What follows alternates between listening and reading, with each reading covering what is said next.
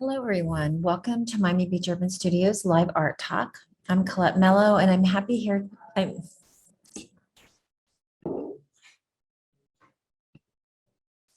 Hello, everyone. Welcome to Miami Beach Urban Studios Live Art Talk. I'm Colette Mello, and I'm excited to be here today with fellow FIU alumni and Miami-based artist Eddie Arroyo.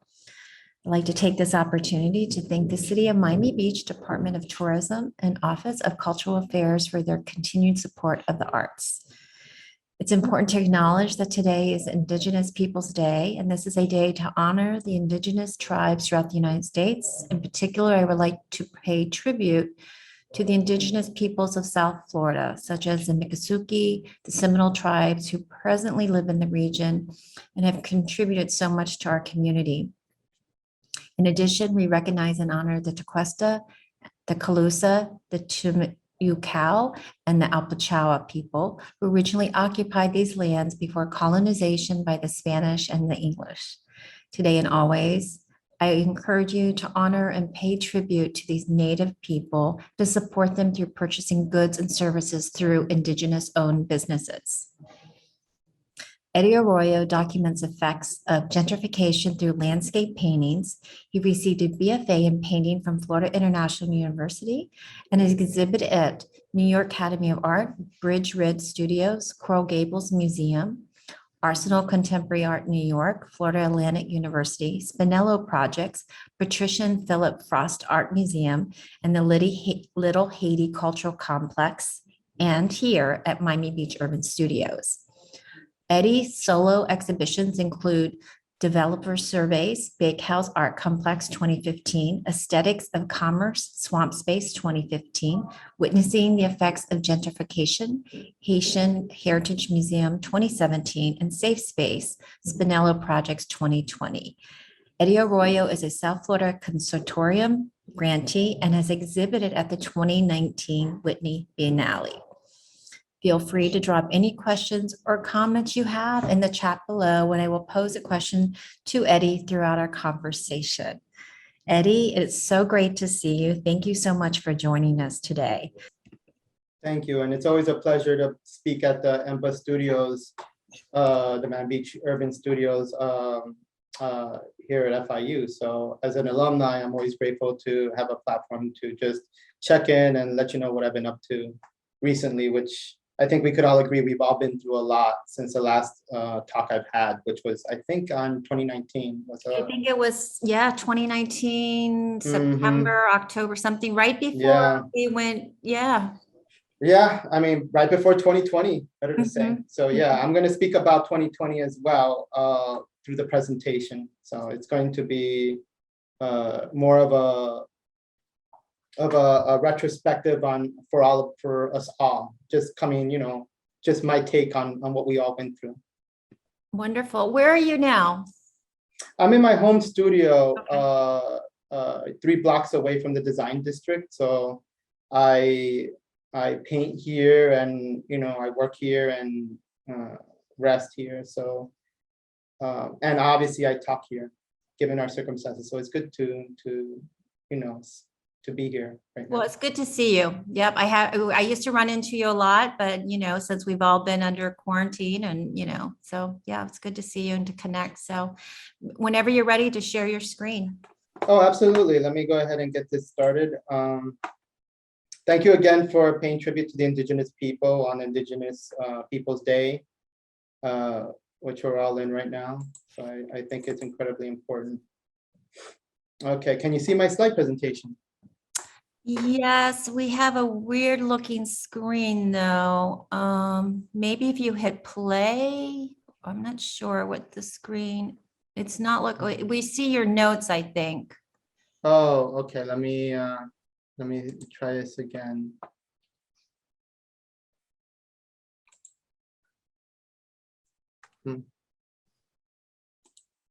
Yeah, I was hoping we can whoops. Okay. That looks right. Okay, good. Let me put it in, and I will. All right, can you see it without the notes now? Yeah, Or you still see what? go to your next screen. Yep, you're good. Okay. Okay, good. All right, wonderful. So yeah, this is as I said, it's more of a context of trying to speak about the work. And I've been thinking mostly about the moment we're in and everybody's just thoughts when I speak with them and their behavior and how they are positioning themselves as we move forward. And a lot of what happened last year informs where we're all at right now. I feel there was more, there was this less of a need to be political in conversation in 2019 that does not really exist today, which I find interesting because, as you know, my work has been political for quite some time. So being in this quite literal landscape that we're all experiencing right now, it's interesting to me that everybody's more willing to engage in these kinds of conversations, which obviously I'm happy about, but is also something that requires some time for me to get used to as well. So this was a button given to me, a painting of a button that was given to me by an activist in New York for the Chinatown Art Brigade, and she gave it to me because I participated in the action that took place on Friday, May 17th, for their Chinatown is Not for Sale displacement tour. So we just walked along Chinatown and to locations and businesses that we felt were contributing to the gentrification of the neighborhood. And this was in 2019. This is a day of the opening at the Whitney Biennale. So so I decided to participate, and I was very excited to do so, actually. Here's an image of me in the corner, walking along, and I did a painting of that as well. Does this mean that you missed your opening at the Biennale? That you were No, not at all. no, it was After we did the tour, we all went to the opening at the Biennale. oh, okay. And we joined up other activists, including Decolonizers Place, that was calling for a removal of a board member who was essentially a war profiteer and was he basically, one of his businesses to create tear gas and ammunition on the border, the Israeli-Palestinian border. So I joined up with them later on in the day. This is here at us in the New Museum as well. This is at the MoCA, which is a museum of Chinese American art. They're interested in choosing these locations, but the Museum of Chinese American Art specifically to call for the removal of Jonathan Chu, who's a board member of the Museum of Chinese Art. They're still demonstrating to this day, trying to get the MoCA to change their behavior in relation to receiving funds for the approval of a jail in Chinatown or in New York. So, and also for the bad practices of the Chu family as well. So this is like, this conversation that they're having, they're engaging, this argument is mostly based on class and not necessarily on racial or gender terms, So it's more like how these wealthy Chinese Americans do business is more of the criticism when it comes to the Chinatown Art Brigade, and they are fighting gentrification in New York within their neighborhood, which I find incredibly informative given my own practice in gentrification. So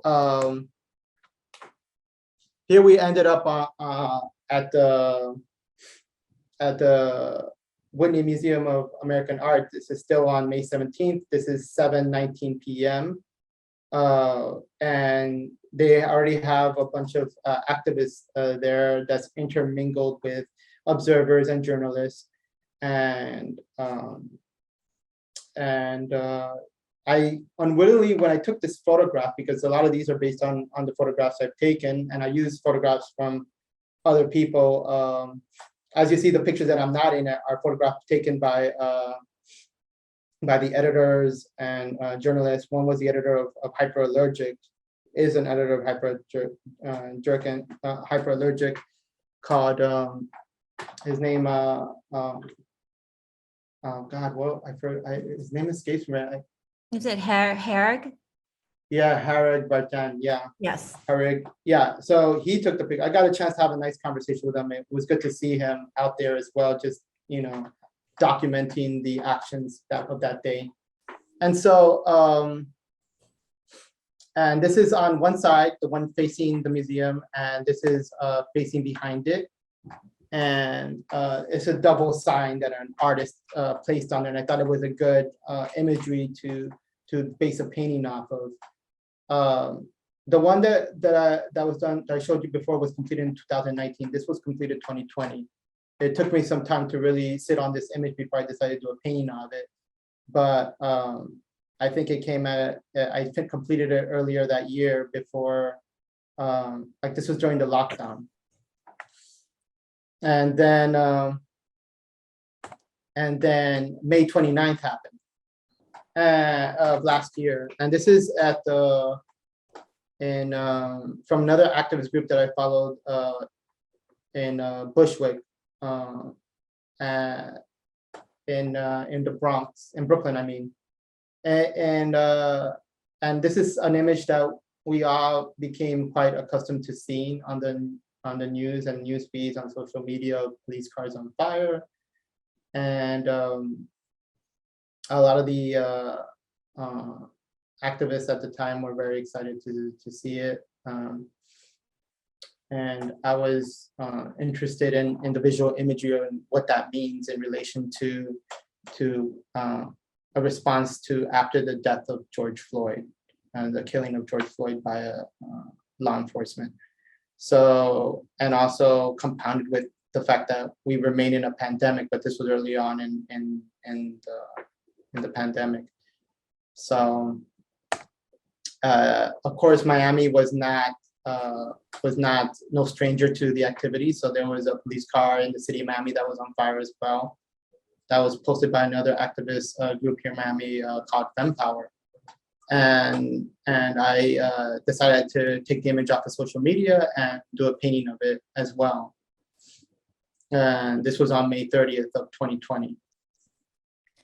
What I remember about that time was that I don't think of Miami as an activist city, which I don't know if you know, Alessandra Mondaffi, she was on last week and she talked about that a little bit. But I was very proud of our city to be involved with the Black Lives Matter movement. And they seemed to be, even though it was in the middle of a pandemic, there seemed to be a lot of engagement with the community on it. So. Well, I mean, the thing is, being born and raised in Miami, what she's saying is not accurate as well. There is a lot of activism in Miami, but I don't know what her background is exactly, but it's not Cuban. Cubans are very active. She's not. She's not Cuban. And growing up in Miami, and specifically in Little Havana, there was a lot of demonstrations during in the 70s and 80s from the Cuban immigrant population here in the city. And I think for her, it's more about like, just the political stance that Cubans take are probably not her cup of tea. So I think that may be it. I'm just more involved with trying to get a better understanding where everybody's at. So that's why when I see demonstrations take place, it's more from a place of understanding and trying to see how we could all move forward.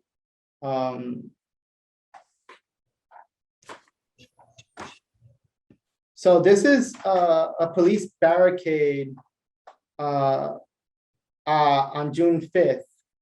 So May to June, and what makes this one interesting is this is the site where Arthur McDuffie was killed by law enforcement in 1980. So this would mark the 40th anniversary of the death of Arthur McDuffie. I find it interesting as well, only because aside from living so close to the site, it stands and remains to stand as an invisible monument to a lot of people who live in Miami and know what that site means to a community that exists and continues to exist in Miami. And the death of Arthur McDuffie and what ended up happening when he was killed by police in 1979, and the McDuffie riots, which at the time was the largest riot in the United States. And a lot of neighborhoods and surrounding neighborhoods were affected and still are to this day of the effects of that particular riot. And the government and business response to the riot itself. So, so yeah, I thought that was fascinating to me. And so this is a demonstration also that happened in June 13th at the historic Black Police Precinct Courthouse. The gentleman on the bullhorn there is Francois Alexander, who's running for commissioner of District 5 here in the city of Miami. He was a victim of police brutality as well. So he was brutalized by the police. So he felt compelled to speak up during this moment on his experience of being brutalized by the police. And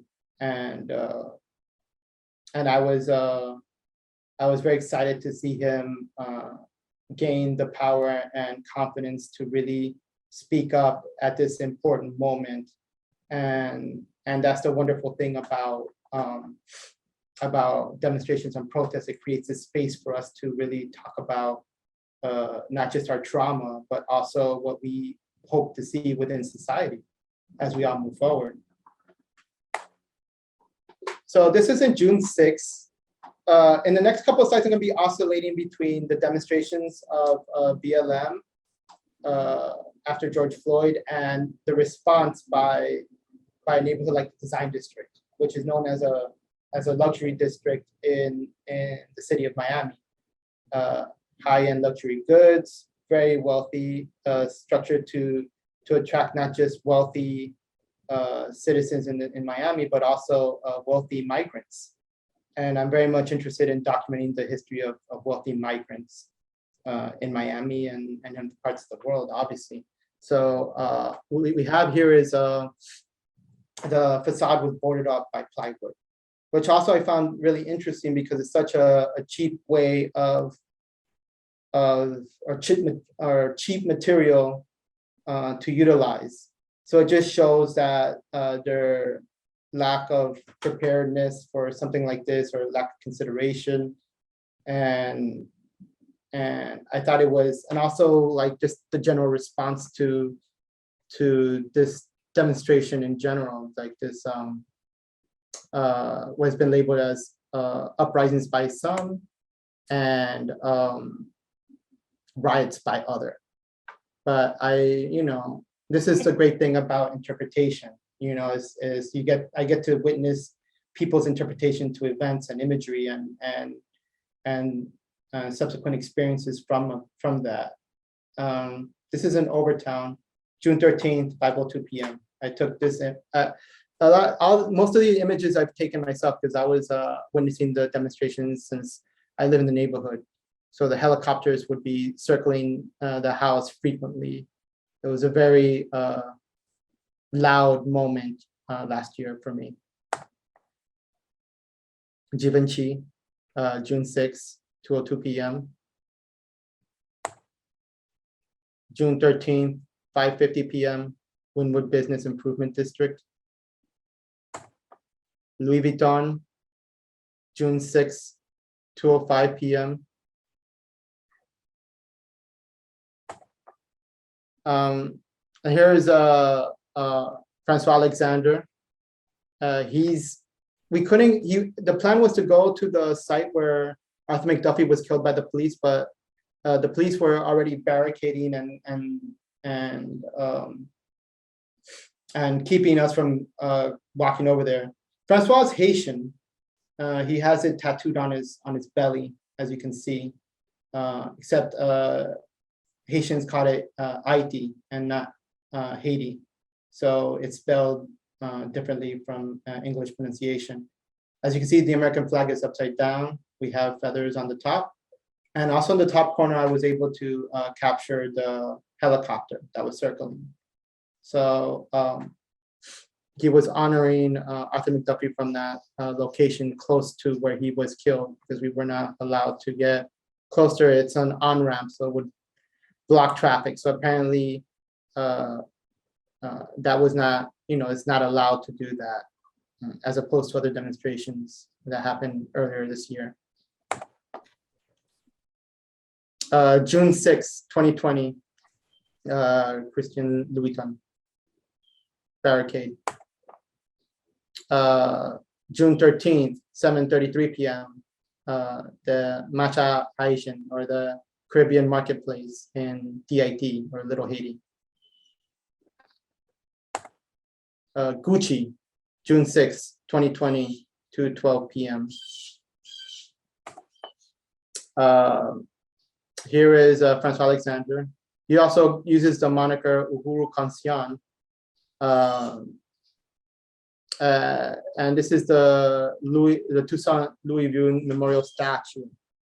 I thought it was important to depict that as well, since Toussaint Louverture is the father of Haiti, or Haiti, and he's a very, very important hero within the Asian community. Buena Vista, the post office, it used to be the post office, is June 6, 2020, 2:08 p.m. I thought it was important to use the post office as well, since there was a lot of discussion at the time whether we should continue to have a post office. So, and also I like the messaging and a lot of my work has just by coincidence or sometimes deliberately, as photographers are very conscious of, has layers of messaging in it as well. So I like to utilize that when I use it as a reference for the paintings. I think we were all buying stamps to support the post office, if I remember correctly. So vote. Yeah. And I remember seeing a lot on Lincoln Road. I was working on Lincoln, and a lot of the shops on Lincoln Road were all boarded up at that time as well. Yeah, And- it was Yeah. it was a precautionary measure that took place all over the country, if not the world. So a lot of people were boarded up. I just, for me, it was interesting to see the luxury, design district boarded up, and it just showed how vulnerable they were. And I don't really see design district as a very sympathetic neighborhood, or sometimes they label it, but it's just a commercial space or a mall. But there was a level of vulnerability that I found quite interesting and sympathetic to an extent. But also, I also lament a missed opportunity as well in terms of a luxury or corporate business's role in a moment like this. So this is on July 4th in Overtown.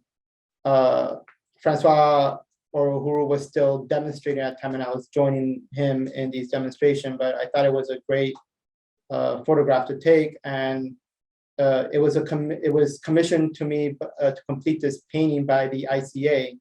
The Institute of Contemporary Art is located in the design district, and it was fascinating to see. I didn't know whether they were going to exhibit it or it was just going to get placed into storage. But as far as I know, right now you can actually go into the space, into the institution, the institute, and see the painting. It's a large painting, and I thought it was it's right at the border of Overtown and right next to the the city of Miami Police Department headquarters, which is located right next to it. So the location of these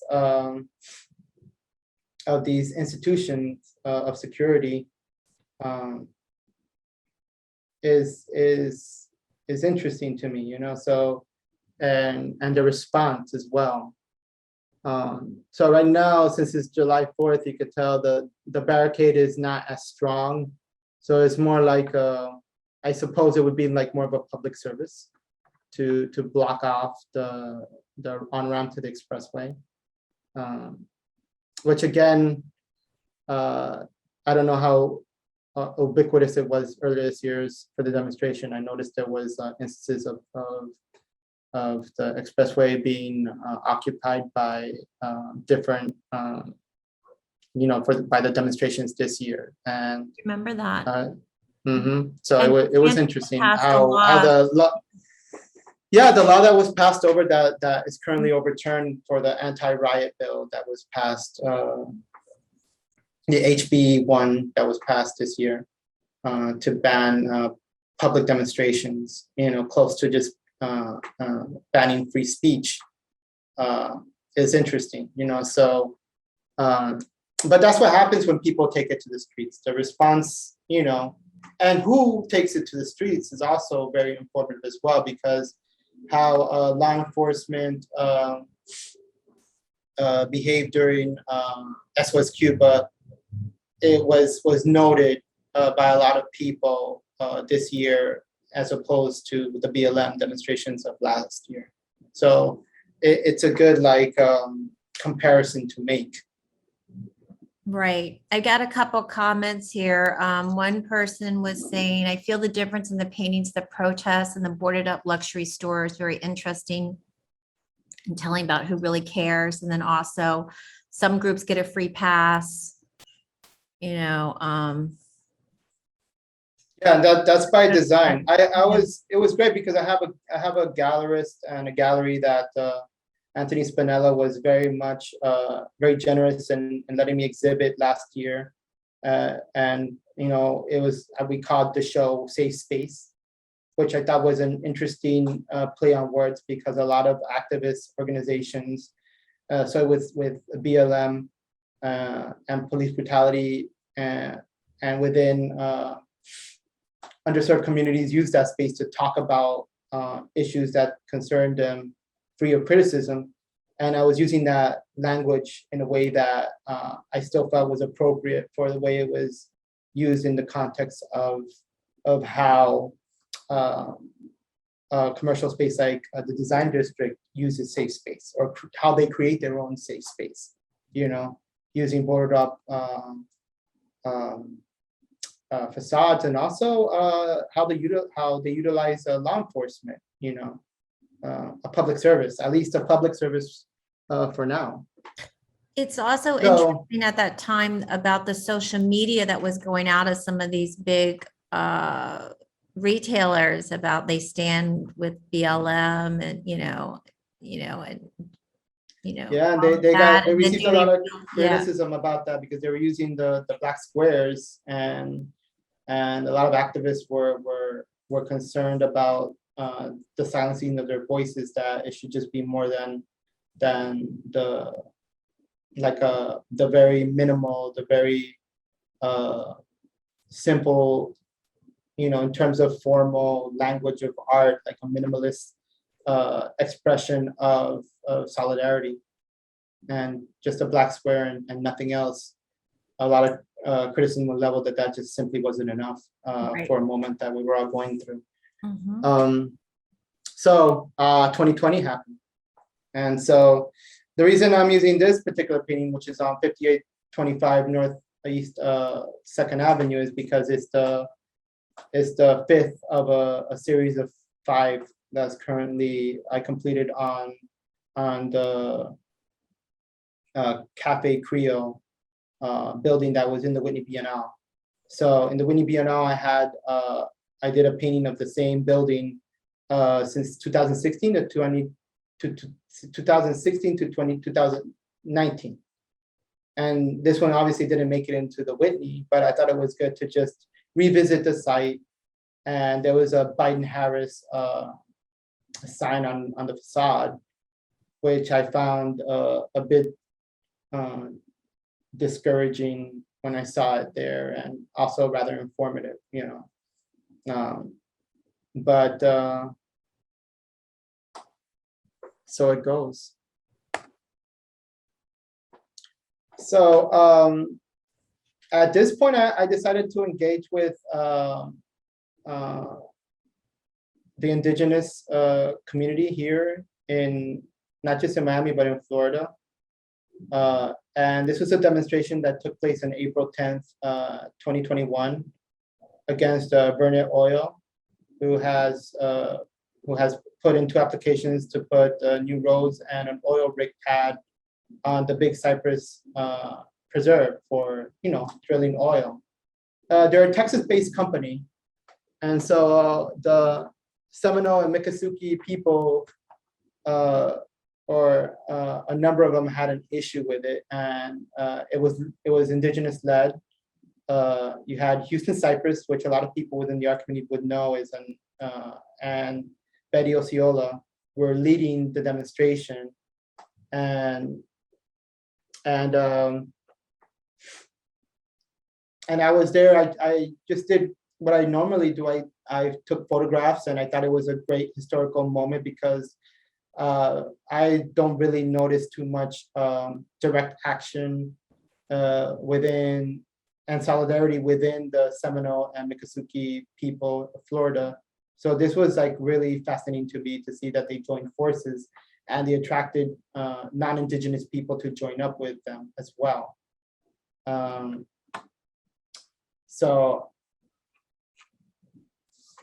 the action was signed across the alley. So it was on it was just on an expressway in Big Cypress, which is a national preserve. And here's another one with them walking away. On October 7th, 2021, Houston, who was involved with Love the Everglades movement,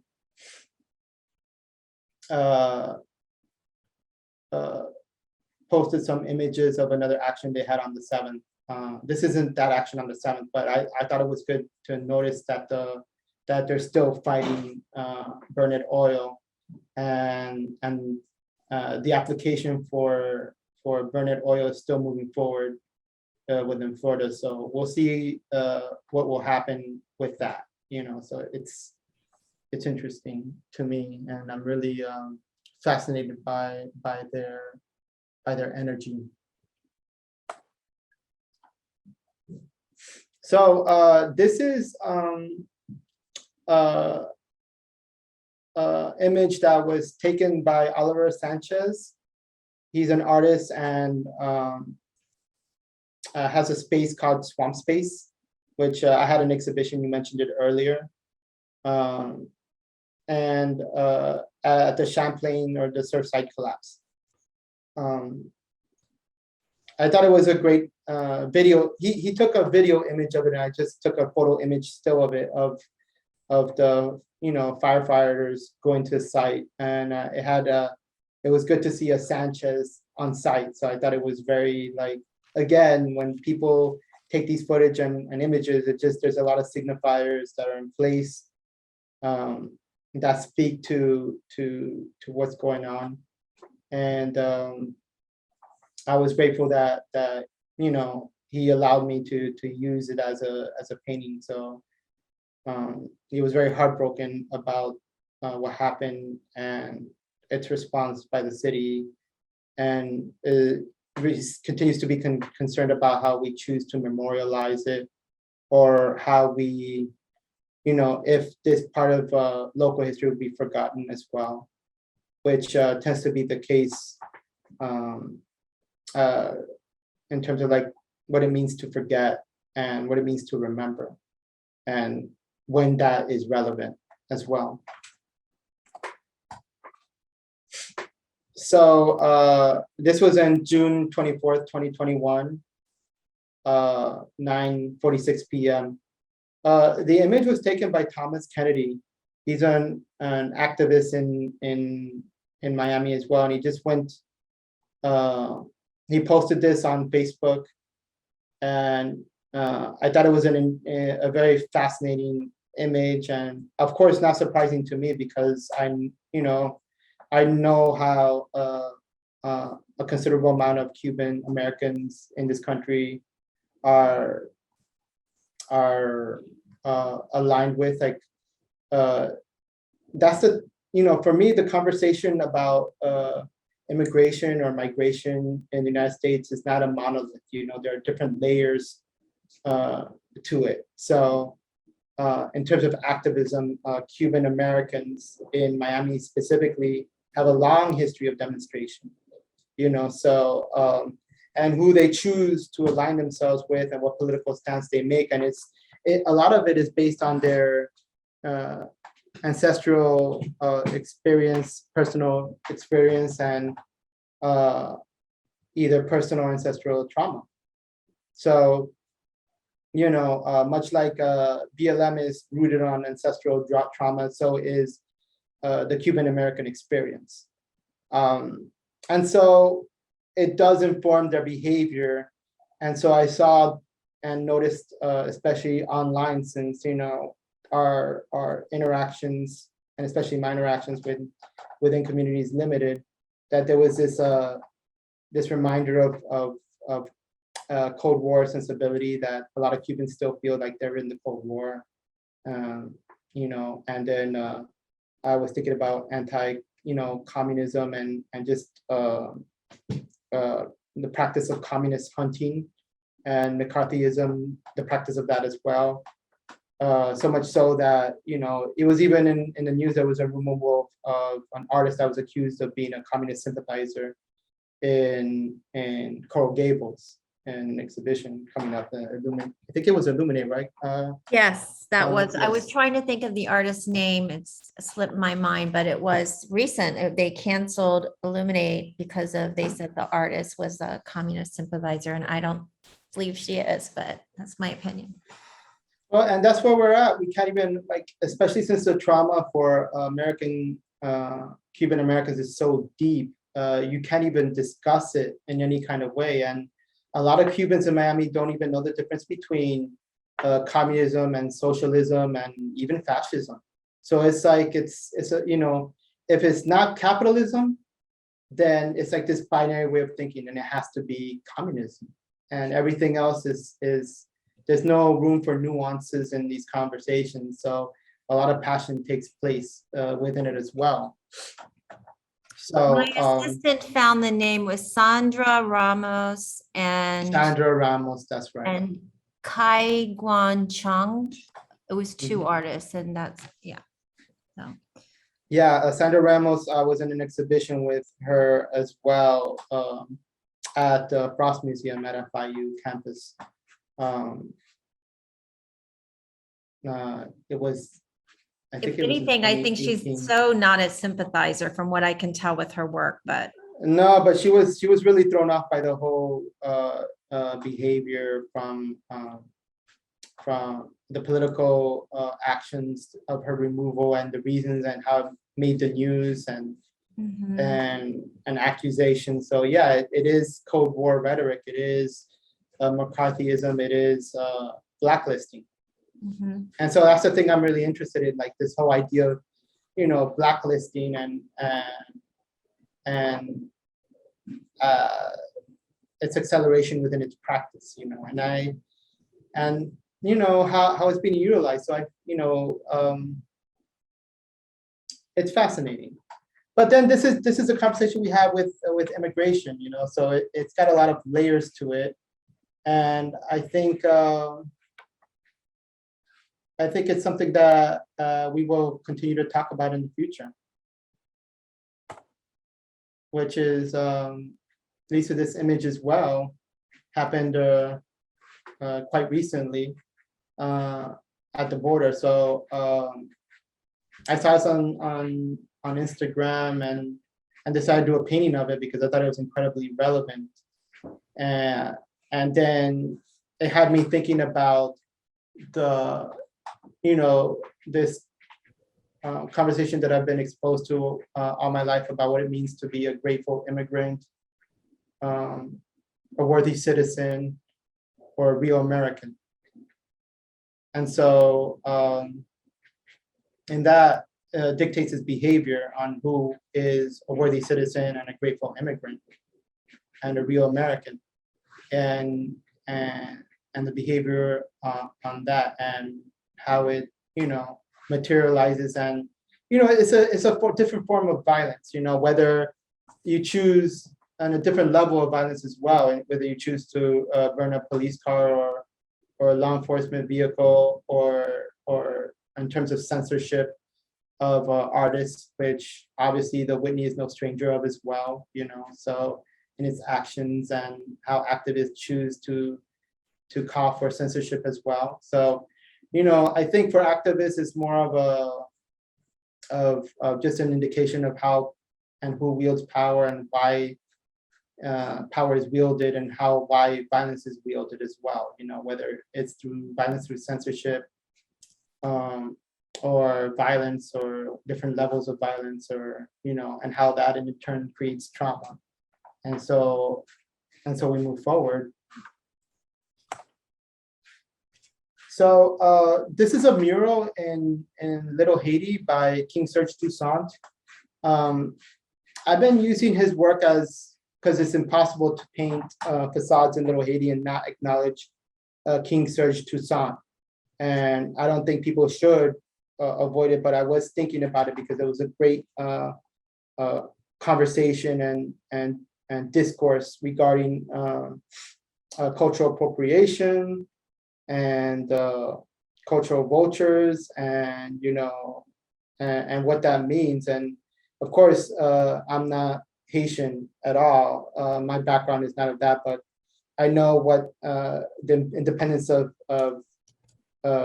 Haiti or Haiti did to the history of this world, not just in United States, but also in South America. A lot of the defeat of the greatest nation at the time, which is France, affected was just a ripple effect that just went through the entire and shaped the future. Hence the Louisiana Purchase, colonial expansion, onto the frontier, and the liberation of many countries in South America at the time. So I rest, or I'm grateful to Haiti for that. And so King Serge Toussaint posted, he's in the process of completing this mural here. So I thought I wanted to just, through paintings, just document the process of how he puts his paint down. I've done a very poor job of it because I'm a student of his for the most part. I can never really get a mural quite right when it comes, he's a very, very good artist. So that's something I hope to improve on. But it says, why us, within the text right below the translation in Creole. And the why us is not a question mark, it's an exclamation point, which I thought it was an interesting decision from the artist. And he's also on social media talking about it, and he needs funding for it as well. So he's reaching out for either local businesses or any other business to fund the completion of the mural, because he's doing this on his own, so he's getting finances for that. So it just shows like the dynamics of the society we live in, which is basically one of capitalism. So we need to work. We have, what labor means within our society, and how we choose to do business. And Serge is a muralist, but he's also a sign painter, and that's how he does business as well.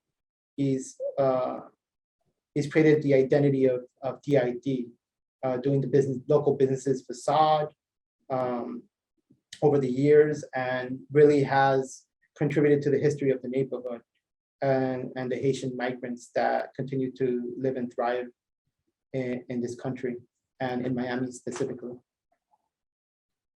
I have a comment for you. I've always found the political art by George Gratz, Otto Dix, and John Hartfeld to be excellent, both as politics and art. And then the question, has political art of the past been influential to you? How has it, or? Well, I mean, the interesting thing about that question is that my own interpretation of art is that I feel that all art is political. Even the minimalists and the formalists, it's very even bold to even say that even non-political art is political in and of itself. Because there is what happens to his art afterwards, how it gets utilized is a political act, and an artist's individual decision on where they stand and how they choose to do business within our society is very political as well. So unfortunately, and great effort to modernity and modern artists to try to erase history and not acknowledging it and trying to not make their work political or apolitical, but there just simply is no escape. And sooner or later, a lot of artists are reminded of that. As much as they would like to be in their incubated spaces, eventually society will catch up to you. And so this is a painting that was recently completed. It's an image I found on my social media feed, but also from Zillow. And I did a screenshot of it on September 30th. Right now, it's it was already sold, and when I completed the painting, it was under contract. But right now, they're renting out it's a duplex for $9,000 a month. So each side is $9,000 if you want to live. Let me see, the address is 2227, which I thought was an interesting address, Northwest 39th Street. So if you want to live in 227, which is like 2 blocks away from the design district, if you have $9,000 a month for rent, then you too can experience Miami close to the luxury district as well. Do you know if they rented it? Yes, it's on, if you go on realtor.com Wow. and put in the address, you can see it for rent for $9,000 a month. So Wow. that's a great thing about the time we live in right now. It's very easy to look things up and research because everything's available online. So, people don't need to even make a concerted effort. So I like how accessible a lot of this information is, and how it's open to interpretation, and how it gets informed, and how meaning is transformed through time. But it's a good in relation to modernity. It's a good modern home. It's very modern. It was completed this year, actually. So the year bill was 2021. So it's brand spanking new. And quite affordable. For some. I'm just kidding, not for me. No, Yeah, but I'm serious. For some, it's very affordable. Yes. Mhm. But I know that's a theme of your, I don't know if it's of your painting practice, but in social media, I see you discuss the affordability of homes in South Florida and a living wage. And I guess it all goes hand in hand with gentrification. Yes, and I'm grateful that I'm not the only one talking about these concerns. The voices go louder, and the numbers are growing in regard to just living and existing in general, because we're all the major cities are experiencing this. I think I remember hearing Miami surpassed San Francisco in terms of cost of living. Are you kidding me? Oh my Mhm. gosh, I didn't know that. Yeah, so we're right below New York. So wow, that's crazy. Do you want me to close out the slide presentation? Sure. Yeah. Thank Okay. you. That was really, really wonderful to see what you've been working on. All really great work. I mean, everything you have is, we've lived through. You've been very busy, obviously, during the pandemic. You weren't, you know, Oh, well, no, I mean, like, not necessarily true. After 2020, I needed to take a break. So all summer I wasn't painting at all. It's mhm. just that,